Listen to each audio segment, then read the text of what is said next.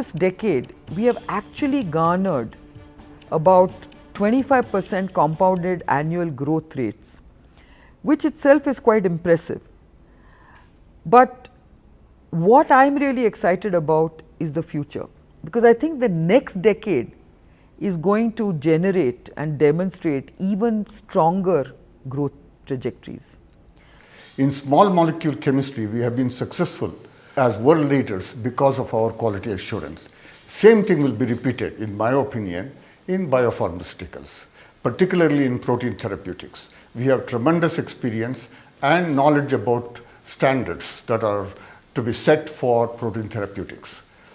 With that, I think we would have a commanding position as world players in biopharmaceutical industry. India is poised to be a major player on the world stage as far as biopharma is concerned. Why do I think that? If you look back over the last decade or so, process innovation, manufacturing innovation in places such as Bharat Biotech, Shanta Biotech, etc. have resulted in us producing vaccines and immunologicals at a very low cost.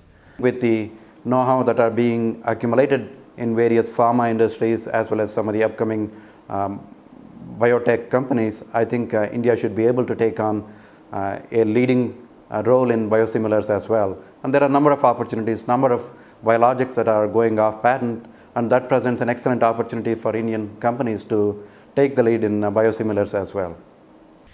In the past decade, the country has developed unique strengths in research and development, including process innovations and collaborative drug discovery, in preclinical and clinical studies with diversified patient populations, in GMP-certified scalable manufacturing facilities, in bioinformatics products and skill sets.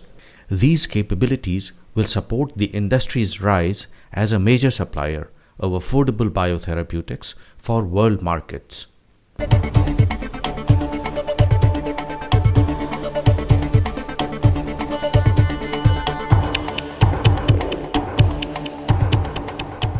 And across India, corporate leaders, business collaborators, and academic scientists are unanimous in their appraisal that the country's environment is now conducive to scaling up research, manufacturing, and investments.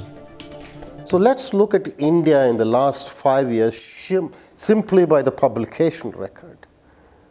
The number of quality publications that we have produced is probably now getting closer to China, Japan, and Brazil. We are not yet there in the United States, but we'll be there.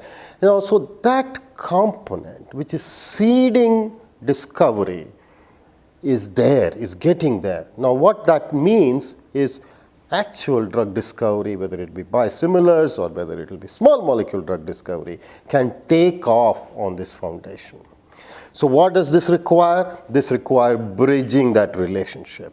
So we now have a very good environment for fruitful collaborations between academic research and the biopharma industry. Speaking from my own experience, we look at the neural basis of autism and stress disorders. And this line of research has given rise to novel targets and novel assays, which are perfectly positioned for meaningful collaborations with biopharma industry. For example, I already have very exciting partnerships with Pfizer in the US and Servier in France. I believe biologics manufacturing is going to play a huge role in the biotech industry in India.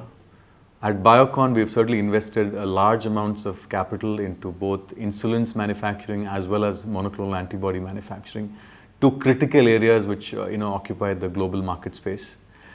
We've been helped in this by several suppliers of key equipment having located either their R&D or servicing centers in India, and this will augur well for other people who want to set up these kind of facilities. And again, we think that India will be a source for products globally in the biologic space. So far, most of the experience with Indian companies has been developing products and setting up manufacturing facilities to cater to the Indian and emerging markets of the world. The next step that we need to take is, of course, addressing the Western markets or the developed markets, which are really the largest markets, and that's where you can make a big impact in terms of value to your own company as well as at a national level in terms of the size of the business, in terms of the total investment, and really making India as a global player. To meet their growth potential, Indian corporates today need coordinated support from the government in establishing an ecosystem that enables entrepreneurship and innovation. A lot of Indian new companies and new entrepreneurs are coming in this area. So it is not only in terms of the products, but it is also in terms of the number of companies, number of new incubators that are coming up, and government's proactive role also will also contribute to the development of this industry.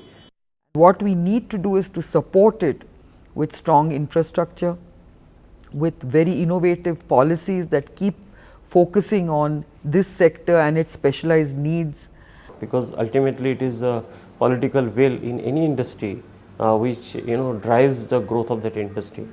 On its part, the government has set lofty targets for the industry to be among the top 5 producers of biopharmaceuticals in the world by 2020 and to have a 10% share of the global biosimilars market. India can and India will succeed in delivering cutting-edge biotherapeutics for the world.